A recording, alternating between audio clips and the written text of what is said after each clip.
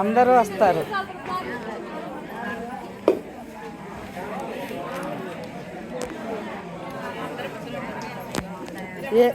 ఏం కాదు, బాగానే వచ్చారు, అందరూ బాగానే వస్తారు. ఫోటోలు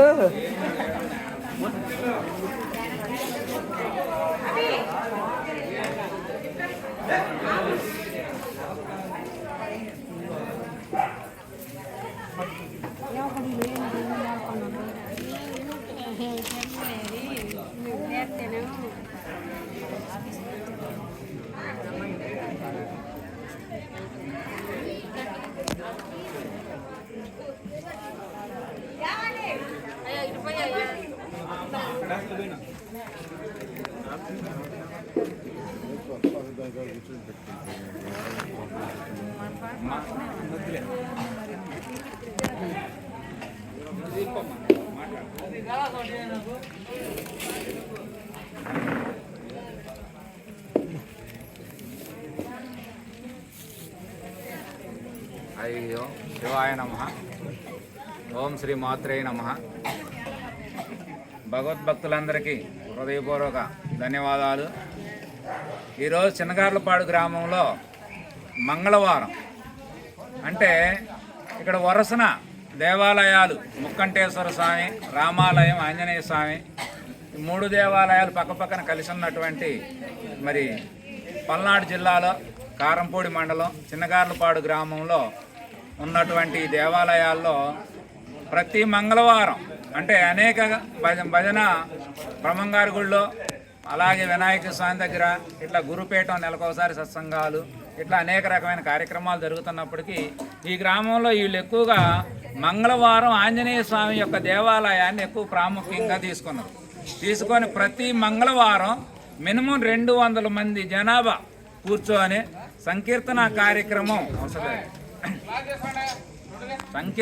కార్యక్రమం అనేది ఎంతో చక్కగా చేసుకొని మరి 3 గంటలు సంకీర్తన కార్యక్రమాన్ని కొనసాగిస్తూ ఈ రకంగా చక్కగా ప్రసాదాలు అంటే కాకుండా అన్నంలాగే ప్రసాద కార్యక్రమాలు కూడా ప్రతి మంగళవారం ఈ ఆలయంలో 200 మంది భజన కార్యక్రమం జరుపుకోవటం అనేది ఈ పల్నాడులోనే ఒక రకమైనటువంటి ఒక గొప్పగా జరుగుతున్నటువంటి ఒక కార్యక్రమం, గొప్ప యజ్ఞంలాగా మరి యొక్క భజన కార్యక్రమం అనేది ప్రతి మంగళవారం జరుగుతూ ఉంటుంది.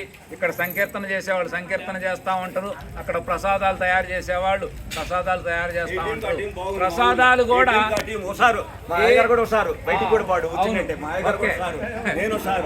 అలాగే మరి ప్రసాదాలు కావచ్చు, ప్రసాదాలకు రానున్న రోజుల్లో రేపు రాబోయే వారాలకి ముందుగానే బడ్జెట్లన్నీ కూడా మనకి మిగిలేటట్లుగా మరి అట్లా కార్యక్రమాలు చేయటం అనేది ఎంతో గొప్ప.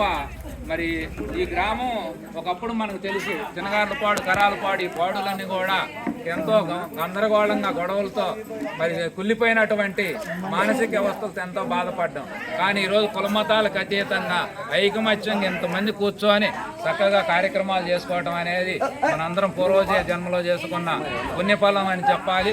అట్లాంటి అదృష్ట కార్యక్రమాలు కూడా రానున్న రోజుల్లో ఇంకా ఇవి బాగా పెరిగి మంచిగా ముందుకు సాగాలని, గ్రామాలన్నీ కూడా సస్యశ్యామలంగా శాంతిమయంగా ఉండాలని ఆ ముక్కంటేశ్వర స్వామిని, శ్రీరామచంద్రమూర్తిని, అట్లాగే ఆంజనేయ స్వామి గారిని మనసారా ప్రార్థిస్తూ మరి యొక్క కార్యక్రమాలు ఇంకా కొనసాగాలని కోరుకుంటూ మరి సెలవు తీసుకుంటున్నాం.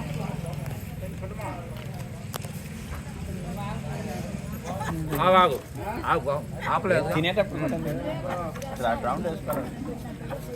ఈరోజు మంగళవారంలో రోజు భాగంగా ముఖ్యంగా మేము రావడానికి కూడా కారణం ఏంటంటే, ఇది అమ్మ గుళ్ళో నారాయణమ్మ అంటే ఆమె ఇంటి పేరు అనుకున్నారు కాదు, ఆమెకి గ్రామం అందరూ కలిసి ఇచ్చినటువంటి ఒక బిరుదు.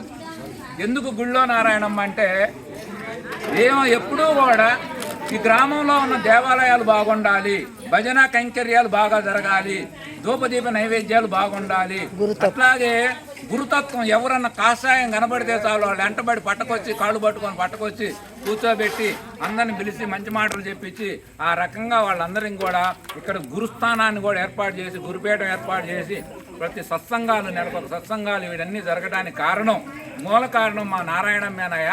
మా గుళ్ళన్ని బాగా వెలుగొందటానికి మా నారాయణమ్మ, ముఖ్యంగా వీటన్నింటికి మించి మా అర్చక స్వాములు మా గ్రామంలో ముగ్గురు మనగాళ్ళు సినిమాలో లాగా మరి వాళ్ళు అన్నదమ్ములు చక్కగా ఒక అయ్యగారు ఈ ఆలయాలకు ధూపదీప నైవేద్యాలు చూసుకుంటుండు. దీనికి ఆర్థిక వనరులన్నీ కూడా మరి హైదరాబాదులో వాళ్ళ చిన్న తమ్ముడైనటువంటి చంద్రయ్య గారు చక్కగా సమకూర్చి నడిపిస్తూ ఉన్నారు. ఇట్లా ఎంతో మంది వారి వారి పాత్రలు వారి ధర్మాలను చక్కగా నిర్వర్తిస్తూ చేసే పనిలో సంతోషపడుతూ అందరిని ఆనంద పెడుతూ గ్రామాన్ని ఉన్నతమైన స్థానానికి తీసుకుపోవడం కోసం వారు అందరూ కూడా రకరకాలుగా కష్టపడతా ఉన్నారు.